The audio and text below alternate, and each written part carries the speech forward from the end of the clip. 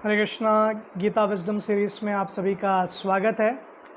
आज हम प्रारंभ करने वाले हैं बहुत ही महत्वपूर्ण अध्याय जो कि चौथा अध्याय है, जिसको श्रील प्रभुपाद ट्रांसेंडेंटल नॉलेज या दिव्य ज्ञान से संबोधित करते हैं। प्रथम अध्याय में हमने देखा कि 46 श्लोक है और सैन्य निरीक्षण उसका टाइटल है। सेकेंड में 72 श्लोकास है, उस अध्याय को कहा जाता है सांख्य योग और कंटेंट्स ऑफ गीता समराइज्ड। तीसरा अध्याय हमने देखा कर्मयोग।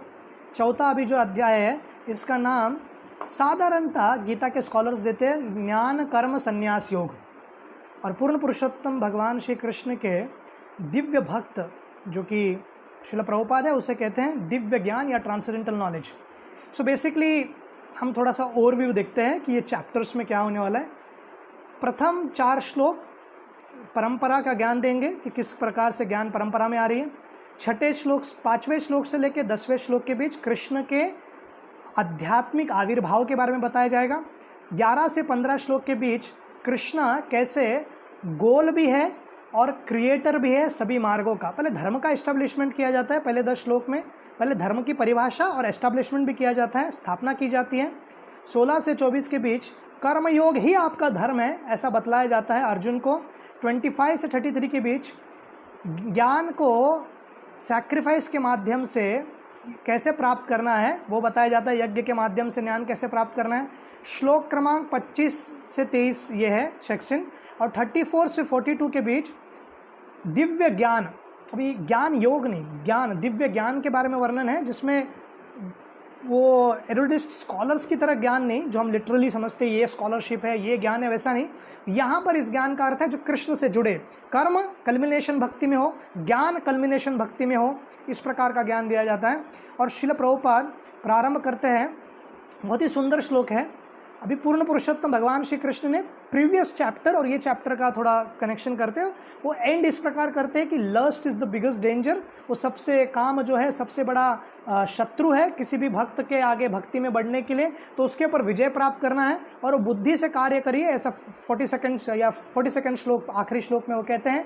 अब ये जो 43rd और ये जो अभी चैप्टर है ये प्रारंभ करते हैं तो बतलाना चाहते हैं कि इसके आगे कैसे बढ़ना है और वो ज्ञान कहाँ से अर्जित करना है जो बुद्धि के स्तर पर आप चाहते हो। पूर्ण पुरुषोत्तम भगवान श्री कृष्ण श्री भगवान उवाच इमं विवस्वते योगान प्रोक्तावान अहम अव्ययम विवस्वान मनवे प्राह मनोरिक्षवके ब्रवेद। वो कहते हैं कि किस प्रकार से ये जो दिव्य ज्ञान है वो ज्ञान मैंने सर्वप्रथम विवस्वान को दिया, जो कि विवस्वान एक व्यक्ति है जो कि सूर्य एक पद है जिस पे अनेक अनेक देवता अपनी योग्यता के अनुसार उस स्थान ग्रहण करते हैं। जैसे इंद्र भी एक पद है, उपयुक्त व्यक्ति इंद्र का पद लेते हैं, सूर्य भी एक उसी प्रकार से एक पद है और विवस्वान देवता है। और उन्होंने इक्ष्वाकु मनु को ये ज्ञान दिया। इक्ष्वाकु मनु ने फिर उनकी परंपरा में आते हुए वो ज्ञान अभी जो कृष्ण बतला रहे हैं कि इस प्रकार ये ज्ञान इस धरती पर आया है। स्वयंभू मनु ने इक्ष्वाकु को दिया, इस इक्ष्वाकु मनु को। तो हम बतलाते हैं कि कैसे पूर्ण पुरुषोत्तम भगवान श्री कृष्ण इस श्लोक में बतला रहे हैं कि मनु को यह ज्ञान दिया गया। और श्रील प्रभुपाद इस श्लोक में बहुत ही महत्वपूर्ण पॉइंट कहते हैं। वो कहते हैं कि भगवत गीता का मुख्य उद्देश्य इस बात से है कि वो सभी राजाओं को जो सबसे बड़ा कार्य है कि लोगों को काम से जो आसक्त लोग हैं उससे मुक्त कैसे करें, ये सबसे मुख्य कार्य है किसी भी राजा का। और हम देखते हैं इतिहास के दौरान भी, और इतिहास के बारे में अगर ठीक से हमने पढ़ाई की हिस्टोरिकल सेंस में, तो जो भी स्पिरिचुअल पाथ हो या धार्मिक पाथ हो उसको जब राजा ने पैट्रोनाइज किया तब जाकर उसका प्रचार हुआ। ऐतिहासिक उदाहरण है अगर हम इतिहास के स्तर पर लेना चाहते हैं बुद्धिज़्म का। बुद्धिज़्म एक रिनंसिएंट्स का, एक साधु लोगों का, एक भिक्षु लोगों का समाज था। परंतु जब राजा अशोक कलिंग के युद्ध में रक्तपात को देखते हैं और कुछ बुद्ध भिक्षुक है उनको सहायता करते हैं, तो उनके सहायता के कारण उनका हृदय परिवर्तित हो जाता है और वे बुद्धिज़्म धर्म को अपनाते हैं। और बुद्धिज़्म धर्म अपनाने के बाद उसको भारत में स्ट्रेट रिलीजन किया जाता है। अपने पुत्र को श्रीलंका भेजते हैं और बहुत सारे उनके रिश्तेदारों को और संबंधियों को और सेना के नायकों को वो दक्षिण पूर्व एशिया, साउथ ईस्ट एशिया के दिशा में भेजते हैं, जापान भेजते हैं, चीन भेजते हैं।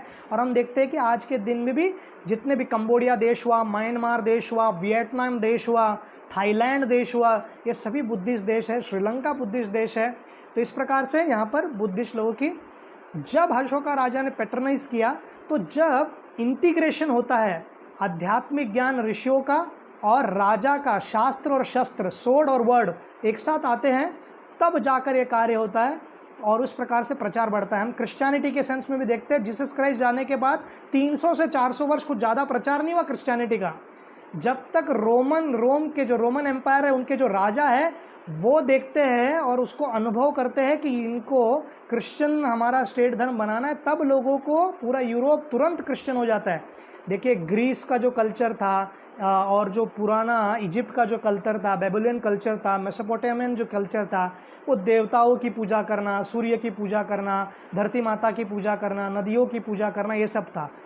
ये क्रिश्चियनिटी में परिवर्तित होने के बाद इतना सब पूर्ण रूप से जब रोमन एम्पायर चेंज होगा, रोमन एम्पायर बहुत बड़ा था और हम कहते भी कि Rome was not build in a day, मतलब तुरंत नहीं बनाया रोम, उसको पूरे एम्पायर को बनाने में या शहर बनाने में बहुत मेहनत गई है। और आज भी वेटिकन सिटी जो इटली के अंदर ही आता है, रोम से पास पर है, वेटिकन सिटी अपने आप में एक कंट्री है पर नहीं भी है, सिर्फ 0.44 स्क्वायर किलोमीटर का वो देश है। तो आप इसको देश में काउंट कर सकते हैं, नहीं कर सकते, वो विषय अलग है। तो इस प्रकार हम देखते हैं कि यहाँ पर ही नहीं, महाराष्ट्र में भी हम वर्णन देखते हैं छत्रपति शिवाजी महाराज को, जब रामदास स्वामी महाराज और तुकाराम महाराज और उनकी माता जीजामाता गाइड करती है शिक्षा गुरु और दीक्षा गुरु के मार्ग से, वो जब ज्ञान देते हैं, तब जाकर वो पूरे महाराष्ट्र या पूरे महाराष्ट्र को अगर आप परिभाषित करें तो पूरे राष्ट्र में वो धार्मिक राज्य लाते हैं, वैष्णव राज्य लाते हैं। और हम देखते हैं कि महान वैष्णव राजा, उनका नाम है प्रताप रुद्र महाराज। श्री चैतन्य ऑलरेडी वैष्णव थे, पर श्री चैतन्य महाप्रभु ने वैष्णविज्म का भी जो सबसे बड़ा समीट है, हाईएस्ट है, गौड़िया वैष्णविज्म, राधा भाव में भक्ति करना या अचिंत्य भेदाभेद तत्व को सामने रखा प्रताप रुद्र महाराज। फिर उसके बाद जितना भी प्रीचिंग एक्टिविटी था गौड़िया वैष्णव का, उड़ीसा और बंगाल खास करके क्षेत्र में जितना भी धनराशि लगता है सब सहायता करना प्रारंभ कर दिए। दास कैपिटल जो कार्ल मार्क्स और उनके एक मित्र ने मिलकर लिखी थी, जो कम्युनिस्ट मैनिफेस्टो है, इक्वालिटी इन सोसाइटी लाने का प्रयत्न करते हैं, तो वो जो शास्त्र था उनका बहुत सालों तक शास्त्री रह गया था, जर्मन के व्यक्ति थे। परंतु लेनिन और स्टालिन जो कि 1917 के रशियन रेवोल्यूशन जब जार को गिराया गया, वहाँ के राजा थे, फिर 70 साल तक रशिया में कम्युनिस्ट फिलॉसफी रही, उनका राज्य रहा, जब तक यूएसएसआर की टुकड़ा नहीं हो गया 92 में, पर 89-90 में। और चाइना में अभी भी कम्युनिस्ट पार्टी है, कंबोडिया में है, अन्य देशों में है, हम देखते हैं। तो ये कब हो पाया? जब स्टालिन और लेनिन ने इसको पैटर्नाइज किया। जो जब राजा कुछ कार्य करता है, तो इसलिए उदाहरण भी यहाँ पर बड़े लोगों का दिया जा रहा है, कोई साधारण व्यक्ति का नहीं दिया जा रहा है। सूर्य, मनु और इस परंपरा में आ रहा है। तो इसका बोलने का तात्पर्य कृष्ण का क्लियर कट है। तो कोई व्यक्ति ये कहेगा कि बड़े व्यक्ति को ही प्रचार करना चाहिए क्या? साधारणतः हम देखते हैं कि अंतर्राष्ट्रीय कृष्ण भावनामृत संघ के प्रति बहुत लोगों की एक गलत धारणाएं है कि केवल प्रो रिच सोसाइटी है, या प्रो रिच या प्रो इंटेलेक्चुअल या प्रो इंजीनियर या प्रो मेडिकल या प्रो टेक्नोक्रेट्स। जो वो फील्ड के लोग हैं उनको ही प्रचार करते हैं, जो साधारण लोग हैं उनको प्रचार करते ही नहीं। ये बिल्कुल गलत बात है, क्योंकि अंतर्राष्ट्रीय कृष्ण भावनामृत संघ की स्थापना ही श्रील प्रभुपाद ने लोअर ईस्ट साइड, जो कि बहुत श्रीमंत स्थान नहीं था, न्यूयॉर्क में बहुत अमीर लोग रहते नहीं थे वहाँ पर, और हिप्पीस को प्रचार किया। जो लोग American so called standards of culture के अनुसार भी रिजेक्टेड थे, उनको श्रील प्रभुपाद ने एक्सेप्ट किया और खुले हाथों से उनको एक्सेप्ट किया और उनको ट्रांसफॉर्म भी किया। परंतु श्रील प्रभुपाद, तो यहाँ पर हमको ये नहीं समझना है कि डिस्क्रिमिनेशन करना। डिस्क्रिमिनेशन मतलब हम भेदभाव करते हैं। तो अंतर्राष्ट्रीय कृष्ण भावनामृत संघ में भेदभाव नहीं होता है, परंतु प्रिसिशन है। प्रिसिशन मतलब एक गोल को याद रखते हुए उस कार्य में करना। जैसे कि यहाँ पर अर्जुन को उपदेश दिया करके वो गीता प्रसिद्ध हुई। सुखदेव गोस्वामी महाराज ने चक्रवर्ती सम्राट राजा पूरे पृथ्वी के परीक्षित महाराज को जब ज्ञान दिया, तब जाकर वो प्रसिद्ध हुआ। इतना याद और इतना स्मरण करना हमको बहुत आवश्यक है। ग्रेट व्यक्ति को जब ये ज्ञान दिया जाता है तब साधारण व्यक्ति यज्ञदात्र श्रेष्ठ तत्तद एव तरो जना, जब ये ज्ञान महान व्यक्तियों को दिया जाएगा, कॉमन व्यक्ति वैसे ही फॉलो करते हैं एक्ट्स को। हम देखते भी है ना, आप और मेरे ट्विटर के फॉलोअर्स कितने हैं? 150-200 साधारण व्यक्तियों के। परंतु शाहरुख खान के फॉलोअर्स कितने हैं? किसी और स्टार नरेंद्र मोदी के फॉलोअर्स कितने हैं? सुब्रमण्यम स्वामी के फॉलोअर्स कितने हैं? हॉलीवुड के स्टार के फॉलोअर्स कितने हैं? बिकॉज उन्होंने अपने क्षेत्र में ग्रेटनेस अचीव किया है, तो वो जो स्टैंडर्ड सेट करते हैं लोग फॉलो करते हैं। उसी प्रकार कृष्ण चाहते हैं कि प्रचार ऐसे लोगों को हो जो समाज को परिवर्तित कर पाए। तो श्रील प्रभुपाद इनिशियली जो भी आ सकते आओ, और हमेशा के लिए दरवाज़ा, भगवान कृष्ण का दरवाज़ा एक फ़कीर के लिए भी है खुला है और राजा के लिए भी खुला है, कोई भी लोगों के लिए बंदी नहीं है, कोई भी आ सकता है श्रील प्रभुपाद के इस अंतर्राष्ट्रीय कृष्ण भावनामृत संघ में। परंतु अगर आपको एक स्पेशल क्राउड को कल्टीवेट करना है तो उस प्रकार से आपको प्रचार भी करना पड़ता है। तो फोकस करके ऐसे ही इन्फ्लुएंस जो करते हैं समाज में उनको भी प्रचार किया जा रहा है, और उस क्षेत्र में सबसे अव्वल दर्जे का कार्य अंतर्राष्ट्रीय कृष्ण भावनामृत संघ के जितने भी प्रचारक हैं कर रहे हैं। परंतु अगर आज उदाहरण देना है कोई बहुत ज़्यादा इफेक्टिव है तो है श्रीमान गौर गोपाल प्रभु जी, जो मंगलवार के दिन दलाई लामा के साथ चर्चा करने वाले हैं। तो कोई व्यक्ति विचार करेगा कि केवल ये बड़े बड़े स्टार से ही क्यों कर रहे हैं, इसका कारण ही यही है क्योंकि दलाई लामा करोड़ों टिबेटन्स बुद्धिस्ट जो फॉलो करते हैं उनको इन्फ्लुएंस करते हैं, उनका मत बहुत महत्वपूर्ण माना जाता है। अगर वो कह दे कि हरे कृष्ण महामंत्र मुझे पसंद है और ये जपना उत्तम बात है और कृष्ण को मैं भी मानता हूँ, मुझे अच्छा लगता है, तो ये बहुत प्रभावित कर सकता है। तो उद्देश्य समझने का प्रयत्न कीजिए, यहाँ पर डिस्क्रिमिनेशन नहीं है, प्रायोरिटाइज किया है। जैसे श्रील प्रभुपाद ने मैकमिलन जो कंपनी है यूएस की, उसके साथ पहला जो छपाई की थी गीता की, उसका जो इंट्रोडक्शन है एलन गिन्सबर्ग ने लिखा था। परंतु बाद में जब भक्तिवेदांत बुक ट्रस्ट आया, पहले इस्कॉन प्रेस के नाम से था, फिर भक्तिवेदांत बुक ट्रस्ट में एलन गिन्सबर्ग का इंट्रोडक्शन में नहीं रखा गया क्योंकि एलन गिन्सबर्ग हालांकि सपोर्टर था पर वो थोड़ा सा मेन स्ट्रीम सोशल जो सोसाइटी है अमेरिका के, जो थोड़े सभ्य है आप बोल सकते हैं, वो लोगों का एलन गिन्सबर्ग के प्रति कोई अच्छा भाव नहीं था क्योंकि वो ड्रग्स को सपोर्ट करते थे, फ्री यूनियन को सपोर्ट करते थे, स्त्री पुरुषों का एक साथ अवैध संबंध को भी सपोर्ट करते थे। तो इस प्रकार श्रील प्रभुपाद ने उनसे दूरी रखा। और बाद में श्रील प्रभुपाद अधिकतर जो हिप्पीज भक्त हो गए थे उनको लेटर लिखकर कहते भी थे, समझाते भी थे कि आपको अभी भी अगर हिप्पी कल्चर से आसक्ति है तो कृपा करके इसको छोड़िए। तो हिप्पी भी अलाउड है, सब लोग अलाउड है, बट इस्कॉन केवल हिप्पी के लिए नहीं है। ऐसा श्रील प्रभुपाद एस्टेब्लिश करने के लिए अनेक बड़े बड़े जो स्टार्स है, अनेक बड़े जो नेता है, धार्मिक नेता है, उनसे मिलने लगे और उनसे मिलकर फिर उन्होंने स्थापना की। इस प्रकार से अंतर्राष्ट्रीय कृष्ण भावनामृत संघ का विस्तार किया। श्रील प्रभुपाद उदाहरण भी देते हैं, युद्ध के समय रेड क्रॉस करके एक संस्था है, बहुत कार्य करती है, जो कि योद्धाएं हैं, उन योद्धाओं में जो घायल है उनको तुरंत ट्रीटमेंट देने का, फर्स्ट एड देने का। तो वो जब चुनाव करना होता है उनको हज़ारों लोग में, क्योंकि लिमिटेड हम क्यों करते हैं ऐसा प्रिसिशन और प्रायोरिटाइज, क्योंकि हमारे पास लिमिटेड प्रीचर्स है। परंतु जैसे मैंने श्रील प्रभुपाद का उदाहरण दिया, वैसे एक मुख्य उदाहरण अगर आपको लेना है तो भक्ति पुरुषोत्तम स्वामी महाराज और उनके जितने भी फॉलोअर्स हैं, त्रिपुरा हुआ, अरुणाचल प्रदेश हुआ या नॉर्थ ईस्ट का सभी क्षेत्र में ट्राइबल लोगों को जहाँ पर साइकिल तक नहीं जाता है वहाँ जाकर प्रचार कर रहे हैं। और यहाँ पर गोवर्धन कॉलेज में सनत कुमार प्रभु जी और उनकी पूरी टीम है, वे लोग मिलकर हज़ारों आदिवासियों से मिल रहे हैं और उनको प्रचार कर रहे हैं और हर क्षेत्र में उनको सहायता कर रहे हैं। और बहुत सारे प्रचारक हैं जो मुंबई के अनेक स्थान जहाँ पर कोई व्यक्ति जाएगा नहीं प्रचार के लिए, जहाँ व्यक्ति विचार करेगा कि यहाँ स्वच्छता नहीं है, वो नहीं, ये नहीं है, परंतु वहाँ जाकर प्रचार कर रहे हैं। तो ये बिल्कुल ये गलत धारणा है, अपने मन से निकालने की आवश्यकता है। और ये केवल प्रो इंजीनियर नहीं है, कोई भी इस्कॉन मंदिर में आता है, भक्ति करना चाहता है, उसको पूछते नहीं हम लोग गेट पर ही कि ये गलत धारणा है, इसलिए मैं एक्सप्लेन कर रहा हूँ कि आपकी डिग्री प्राप्त है कि नहीं, आप इंजीनियर है कि नहीं, आप PhD हो क्या नहीं। और ऐसा भी नहीं कि प्रो इंग्लिश है, हर एक भाषा में प्रचार होता है। मुंबई का चौपाटी मंदिर से 95% जो सत्संग चल रहा है वो हिंदी भाषा में ही चल रहा है, दक्षिण मुंबई को छोड़कर। तो इसलिए हमको ये समझने की आवश्यकता है कि सबके लिए है। और यहाँ पर अगर किसी एक विशेष व्यक्ति को अगर आपको करना है, वो विशेष सेवा है। जैसे कि रिचर्ड थॉमसन थे हमारे सदापुत प्रभु जी, और माइकल क्रेमो, वो दोनों लोग बहुत बड़े वैज्ञानिक थे और डार्विन्स थियरी को हराना और अन्य चीज़ों को हराने के लिए वो साइंटिफिक क्राउड में थे, तो उनको वैसे प्रेजेंट करना पड़ता था और उनको ही प्रचार किया क्योंकि श्रील प्रभुपाद ने उनको सेवा दी थी। तो इसलिए हमको समझने की आवश्यकता है कि प्रेसिशन या अन्य चीज़ जब भी होती है तो प्रेसिशन है, डिस्क्रिमिनेशन बिल्कुल नहीं है। Enrich yourself with supreme legacy of immortal love. पूर्ण पुरुषोत्तम भगवान श्री कृष्ण इस जगत में जब भी आते हैं और वो बतला रहे हैं कि किस प्रकार से उनका जो शाश्वत प्रेम है, इस जगत के माता पिता हमको कितना भी प्रेम क्यों ना दे, वो समय के साथ या समय काल उसको नष्ट कर देता है, परंतु कृष्ण की जो प्रेम की लेगेसी है वो समय के क्षेत्र में नहीं आता है और उसको कोई नष्ट नहीं कर सकता है।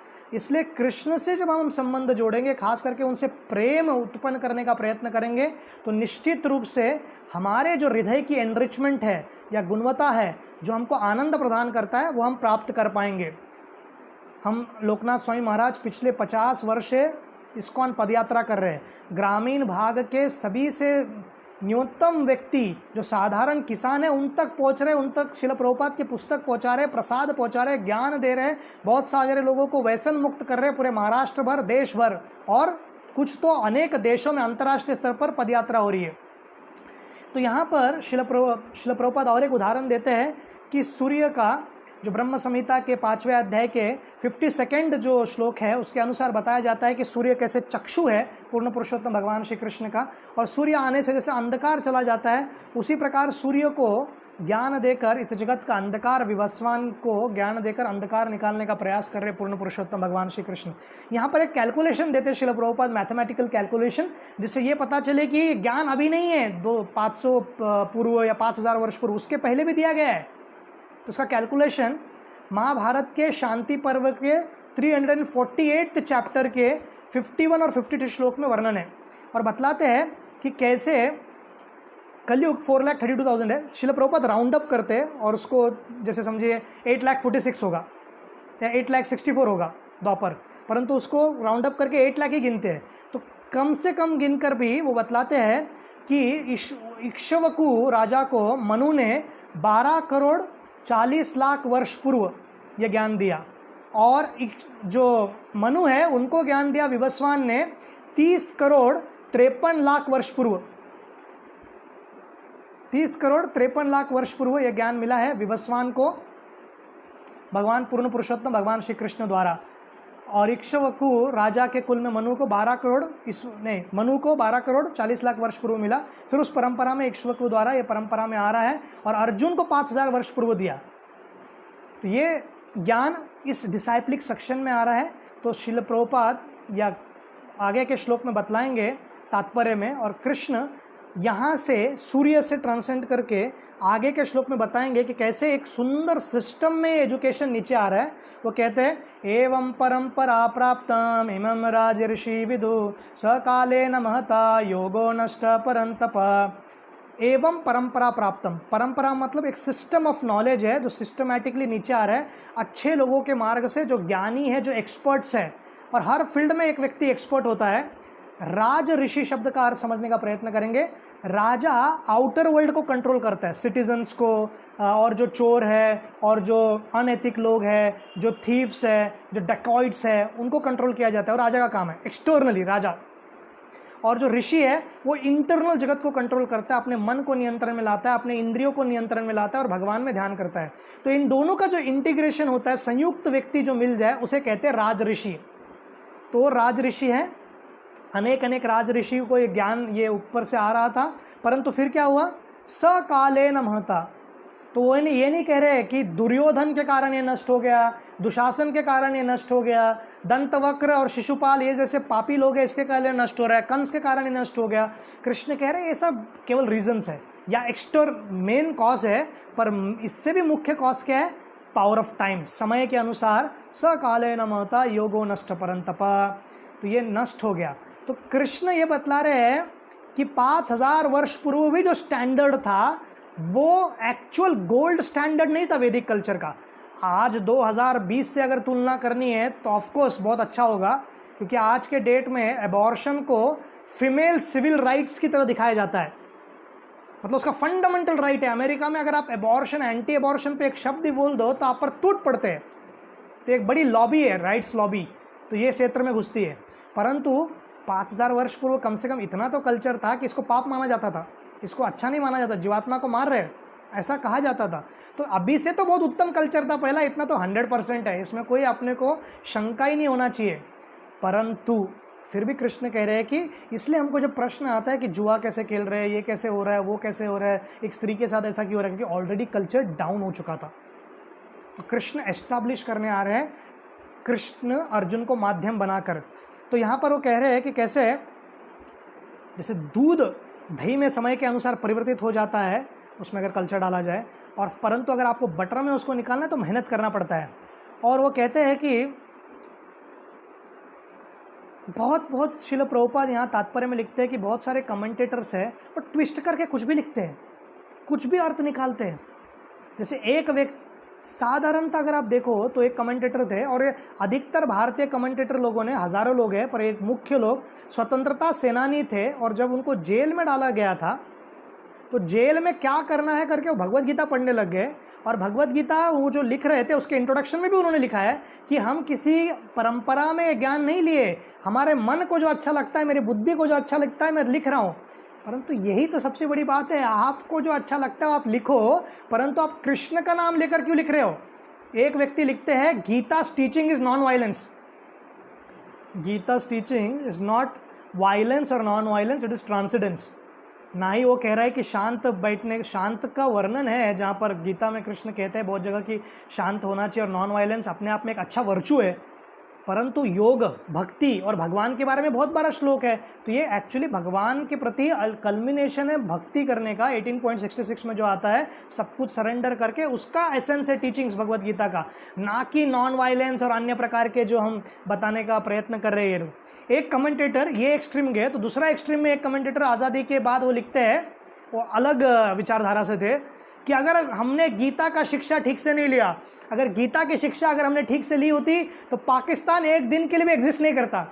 अब ये इसका क्या लेना देना है गीता के संदर्भ से और उसका संदर्भ से, लिख दिया उन्होंने। फिर एक व्यक्ति कहते हैं कि देखिए गीता का मुख्य जो ये है वो ये है कि सर्वस्य चाहम हृदय सन्निविष्टो, अर्थात सदैव भगवान को चाय पसंद है और हमको भी चाय पीना चाहिए, किस पे, स्टोव पे बनाया हुआ। तो इस प्रकार का ट्रांसलेशन दिया जाता है। तो कोई व्यक्ति कहेगा इसमें क्या बुरा बात है, इसमें बुरा बात क्या, मैं आपको समझाता हूँ। अगर आप समझिए एक स्पीकर है, एक वक्ता है, वो वक्ता अंग्रेज़ी बोलते हैं, उनको हिंदी नहीं आता है, ठीक है, और एक ट्रांसलेटर है, भाषांतर करने वाले व्यक्ति है, उनको इंग्लिश भी समझता है, हिंदी भी समझता है, परंतु जो ऑडियंस है केवल उनको हिंदी समझता है। और व्यक्ति कह रहा है कि कृष्ण पूर्ण पुरुषोत्तम भगवान है, और ये ट्रांसलेटर कहता है कि भगवान निर्विशेष निराकार जो परब्रह्म है वही भगवान है, वही हाईएस्ट है। तो ये धोखा नहीं है उनके साथ, चीटिंग नहीं है। और फिर कोई व्यक्ति उनमें से एक कहते हैं आप भाग्य से निकल जाता है, जिसको हिंदी इंग्लिश दोनों समझता था, तो कहता है अरे गलत बता रहे हैं। मैंने अभी देखा वीडियो में सुनकर कि वो कह रहे हैं कि कृष्ण पूर्ण पुरुषोत्तम भगवान है, निर्विशेष निराकार, क्या कह रहा है। तो फिर ये ट्रांसलेटर कहेगा शांति शांति, गीता का ज्ञान शांति है, शांति रखो। अरे शांति रखना नहीं है गीता का ज्ञान, या युद्ध करना नहीं है गीता का ज्ञान। मुख्य उद्देश्य ऑफकोर्स कृष्णा इमीडिएट इफेक्ट में चाहते कि अर्जुन लड़े, परंतु क्योंकि वो क्षत्रिय, उनका धर्म है करके, और नॉन वायलेंस जो है वो ब्राह्मणों के लिए उद्देश्य कार्य है, क्षत्रियों के लिए नहीं, और उनको स्टेट मैनेज करने के लिए ये करना ही होगा।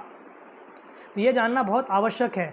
और जब हम कैलकुलेशंस बता रहे थे तो हमको ये समझने की आवश्यकता है कि कोई अन्य लोगों पर विवस्वान को ज्ञान दिया गया था, तो अन्य लोगों का अभ्यास करना हमेशा से रहा है। 1801 या 1801 में आज ही के दिन जैन लॉस्पॉन्स, ये व्यक्ति फ्रेंच के एस्ट्रोनॉमर थे, उन्होंने 37 कॉमेट्स को आज ही ढूंढ निकाला था। तो बाहर की दुनिया की अभ्यास करना, उसके बारे में जानना हम सब की इच्छा है। इसलिए श्रील प्रभुपाद ने गीता के साथ easy journey to other planets, अन्य लोगों की सुगम यात्राएं, पहले छोटी किताब लिखी। उसका कारण ही है कि हमारे अंदर वो अभिलाषा है, और 1960s में चंद्रमा में जाने की सबकी इच्छा थी, और वो कार्य विचार भी कर रहे थे कि हम चंद्रमा में जा पाएंगे तो बहुत उत्तम होगा। So cherish the power of love, not the love of power. हम देखते हैं कि राजनेता लोग हमेशा कहते हैं कि हमें ना समाज की सेवा करनी है, जनता की सेवा करनी है, हम तो प्रेम से सेवा करना चाहते हैं, पर जनरली वो पावर चाहते हैं। और जब किसी व्यक्ति को सत्ता का ये नशा चढ़ जाता है, फिर उसका पतन वहीं से प्रारंभ होता है। तो पूर्ण पुरुषोत्तम भगवान श्री कृष्ण हमको बतला रहे हैं कि किस प्रकार ये राज ऋषि, जो राजाओं का वर्णन किया जा रहा है इस सेकंड श्लोक में, ये ऐसे व्यक्ति थे जिनको पावर हंग्री नहीं थे, वो भोक्ता नहीं थे सत्ता के। वो जब तक उनको कहा जाता था कि आपको कार्य करना है, तब तक वो सेवा करते थे।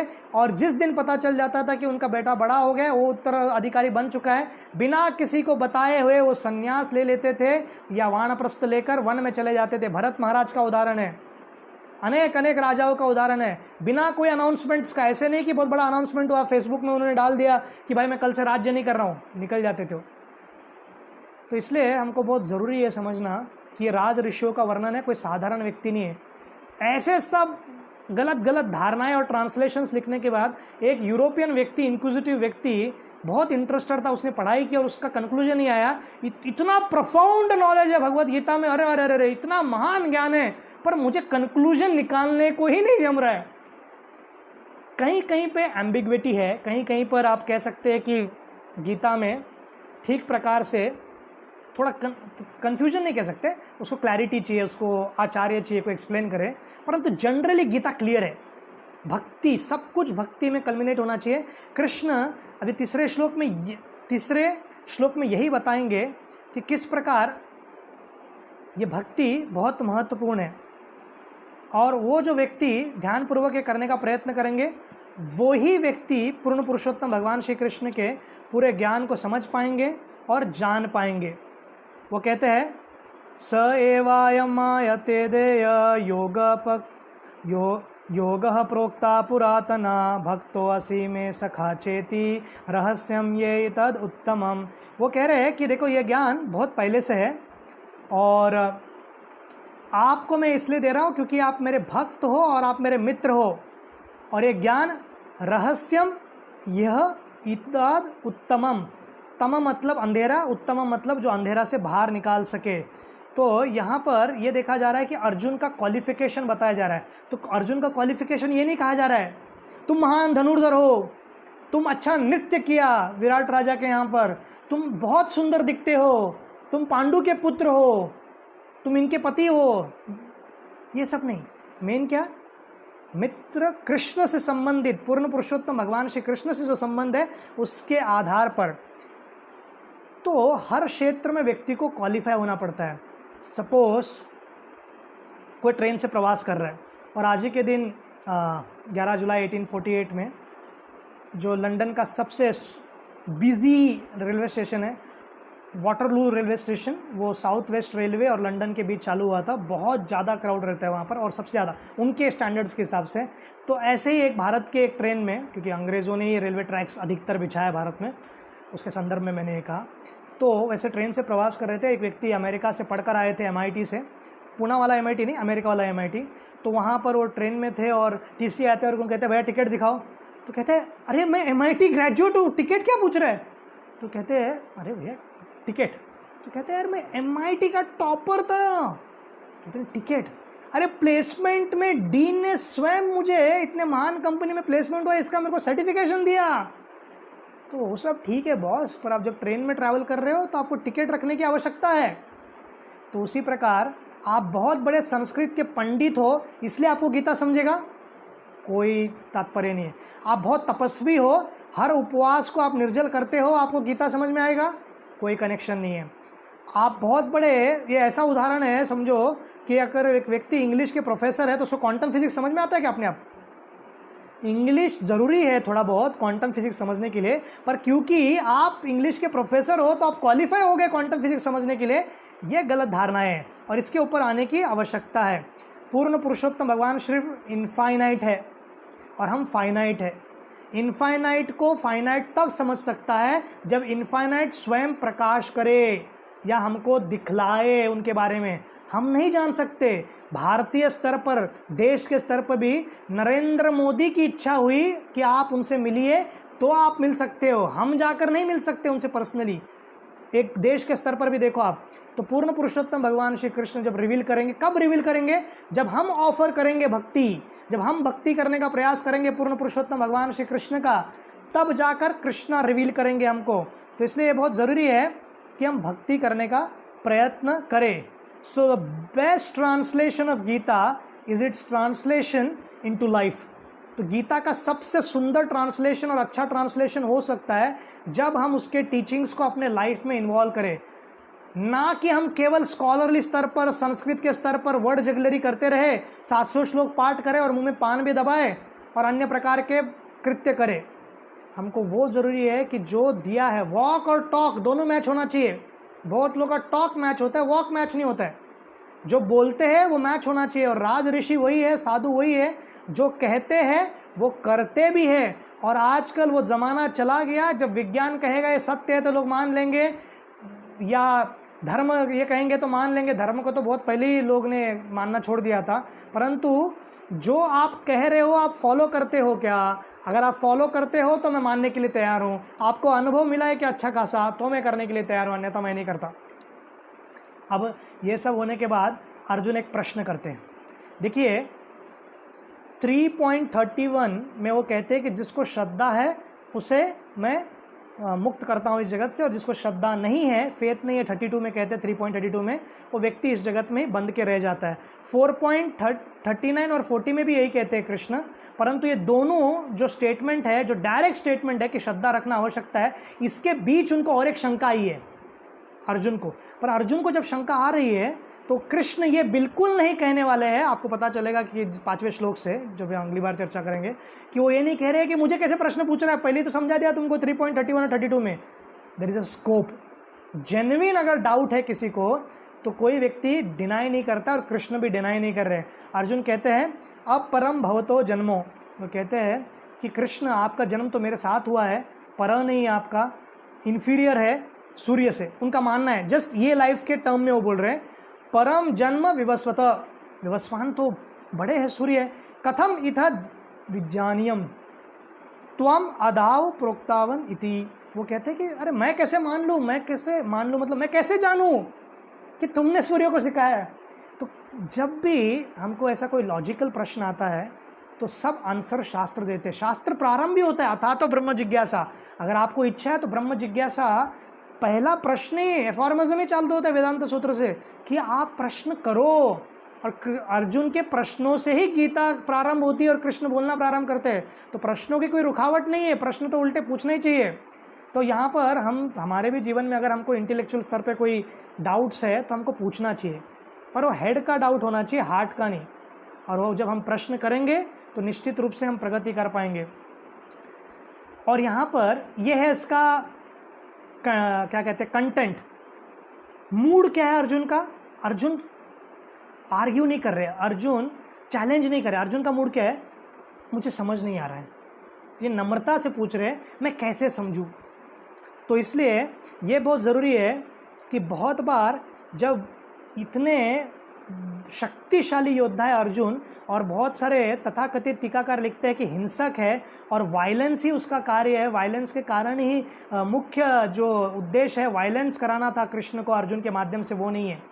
पर कुछ और मार्गों से जो लोगों ने ठीक प्रकार से उस होली स्क्रिप्चर्स को पढ़ा नहीं है, उनको लगता है कि इस जगत में, और वो बहुत लॉयलिस्ट है उस तथाकथित ग्रंथ के लिए और उसके लिए, तो वे क्या करते हैं, वो टेररिस्ट में कन्वर्ट होते हैं। और आज ही के दिन वर्ष 2010 में केनिया का एक संगठन है अल शबाब, जो कि इस्लामिस्ट ग्रुप है, उन्होंने युगांडा का जो कैपिटल है कंपाला, वहाँ पर क्या कहते हैं आप, बॉम्ब लगाकर अनेक जगहों पर बॉम्ब स्फोट किया, और उसके कारण 70 से ज़्यादा लोग मारे गए। तो कोई इसको ये रिलेट मत करना, what is the difference between Gita and this Islamic people, they are also preaching violence, we are also saying violence. Violence नहीं है गीता का मैसेज, ट्रांसेंडेंस है, दिव्यत्व है, और ये जानना बहुत आवश्यकता है। इस चैप्टर का नाम ही ट्रांसेंडेंटल नॉलेज है। युद्धस्व कृष्ण कहते हैं क्योंकि क्षत्रिय का धर्म है लड़ना, धर्म की रक्षा करने के लिए, और धार्मिक युधिष्ठिर महाराज को राजा के रूप में स्थापन करने के लिए। When we give Krishna the benefit of doubt, Krishna gives us the benefit of freedom from doubt. जब हम कृष्ण को बेनिफिट ऑफ डाउट देते हैं, अर्थात कृष्ण को बेनिफिट ऑफ डाउट देते हैं, मतलब साधारणतः हमको किसी को भी जज नहीं करना चाहिए इस जगत में। व्यक्ति पहले हमको विचार करना चाहिए ऐसा क्यों कर रहा है, ऐसा क्यों बिहेव कर रहा है, थोड़ा समझने का प्रयत्न करना चाहिए और फिर कंक्लूजन में आना चाहिए। परंतु कृष्ण के संदर्भ में कैसा, कोरोना सब जगह हो गया तो बहुत लोग मुझे पूछते हैं भगवान है क्या, एग्जिस्ट करता है क्या, इतने उसके बच्चे मारे जा रहे हैं, उसकी करुणा कहाँ चली गई, कोरोना में हमको क्यों नहीं सहायता कर रहे हैं, क्यों नहीं दवाई आ रही है, क्यों नहीं ये रोक पा रहे हैं, ये वायरस ही तो है, भगवान नहीं रुक सकते क्या उसको। तो जो वायरस है ये जब तक उसको होस्ट बॉडी नहीं मिलता तब तक नॉन लिविंग है, और जैसे ही होस्ट बॉडी मिलता है वो लिविंग बनता है। इसका मतलब क्या, उसका पाप कृत्य बहुत ज़्यादा है, भूत के स्तर पे ही लगता है लगभग। परंतु देखिए, वो हमारे शरीर को होस्ट इसलिए नहीं बना रहा है ताकि हमको मारे। कोरोना को मालूम नहीं कि वो अपने को मारने को आ रहा है, ये पहला याद रखिए। वो कोई ट्रिगर्ड एनिमी नहीं है, पर्सोनिफाई, ऐसा नहीं है कि वो किसी व्यक्ति ने उसको भेजा है और ये कर रहे हैं। वो जीवात्मा है, उसको होस्ट चाहिए जीवित रहने के लिए, ताकि वो अपने जीवित रह सके उस। परंतु दुर्भाग्यवश वो जहाँ पर भी जाता है विनाश फैला रहा है। तो हम सोचेंगे कि कृष्ण सहायता करते हैं कि नहीं, कृष्ण हमारे बारे में सोचते हैं कि नहीं, कृष्ण रियली मैटर करता है क्या। जब हमको ऐसा डाउट आए तो थोड़ा विचार करना चाहिए और बेनिफिट देना चाहिए कृष्णा को, और कहना चाहिए कि वेट करता हूँ, उनके शब्दों पर विश्वास करता हूँ। अगर हम उनके दिए हुए टीचिंग्स को सिस्टमेटिकली फॉलो करते रहे, साधना करते रहे, एक दिन आएगा जब हमको जो रिजल्ट उस समय पर मिल रहा था उससे बड़ा बेनिफिट्स हमको मिलेगा, और उससे हमारी श्रद्धा में वृद्धि होगी, श्रद्धा में वृद्धि होगी, और हमारे समस्याओं का सभी समाधान होगा। और हमारे सभी समस्याओं का समाधान होने के पश्चात हम ठीक प्रकार से जो पूर्ण भगवान और हमारे बीच जो रिजेंटमेंट के कारण एक दीवार बनाने का प्रयत्न कर रहे थे, हम बुद्धि लगाकर और हमारी समझ से एक खिड़की खुला रख दे, हम समझो 4 दीवारी में, तो उस खिड़की और अंडरस्टैंडिंग और ख़ास करके कृष्ण को बेनिफिट ऑफ डाउट देते रहे। हमारा कोई क्या कहते हैं अधिकार नहीं है, परंतु नास्तिक होने से अच्छा तो ये विचार करने का जो मार्ग है वो बहुत अच्छा है। और फिर हमको समझ में आ सकता है थोड़ा विचार करके कि Krishna has better plan for me, Krishna का कोई बड़ा नियोजन है, और उस प्लान को हम माने, वो हमारे लिए कुछ उत्तम करने का प्रयत्न कर रहे हैं, और निश्चित रूप से वो कार्य अच्छा होगा। तो हम देखते हैं कि कैसे शंका हमारी गायब हो जाएगी, श्रद्धा में वृद्धि होगा, और हम पूर्ण पुरुषोत्तम भगवान श्री कृष्ण को प्रेम करने के मार्ग पर आगे बढ़ते रहेंगे। और इसके बाद अभी क्या कर रहे पता है आपको, कृष्णा के संदर्भ में, ये कॉन्टेक्स्ट में लीजिए आप। 4.1 में उन्होंने बताया कि सूर्य देवताओं को मार्ग से, मनु के मार्ग से ये मैं ज्ञान देते आ रहा हूँ, ऐसा बतलाया, और आप तक अभी आ रहा है। तो ये कॉन्टेक्स्ट में जब उन्होंने सुना तो किसी को भी डाउट आ सकता है कि यार ये मेरे जैसा 125 ईयर्स ओल्ड है, मैं साथ इसके साथ खेला हूँ, ये कैसे उनको ज्ञान दिया। कोई छोटा बच्चा कहे कि जब दादाजी स्कूल जाते थे ना, मैंने उनको मैट्रिक्स सिखाया, तो कोई विश्वास करेगा। तो ऐसा कुछ अर्जुन को लग सकता है, पर अर्जुन ने प्रश्न चिन्ह नहीं लगाया। अर्जुन को डाउट था, परंतु ये नहीं था कि तुम लायर हो, तुम झूठे हो कृष्ण, अरे कुछ भी फेंकते हो कृष्ण, ऐसा नहीं कहा। उन्होंने प्रश्न किया और उसका उत्तर कृष्ण रोकते नहीं है। 5वें श्लोक से हम देखेंगे कि कैसे पूर्ण पुरुषोत्तम भगवान श्री कृष्ण ने उनके स्कोप ऑफ नॉलेज को बढ़ाया और लाया पास्ट लाइफ को पिक्चर में, कि हम एक ही बार नहीं जीते हैं, अनेक बार हमने जन्म लिया है, मैंने नहीं, तुमने नहीं, ये सभी योद्धाओं ने लिया है, मुझे सदैव स्मरण रहता है, परंतु आपको नहीं है। उसके बारे में हम चर्चा करेंगे कल इसी समय पर। आप सभी का बहुत बहुत धन्यवाद। हरे कृष्णा।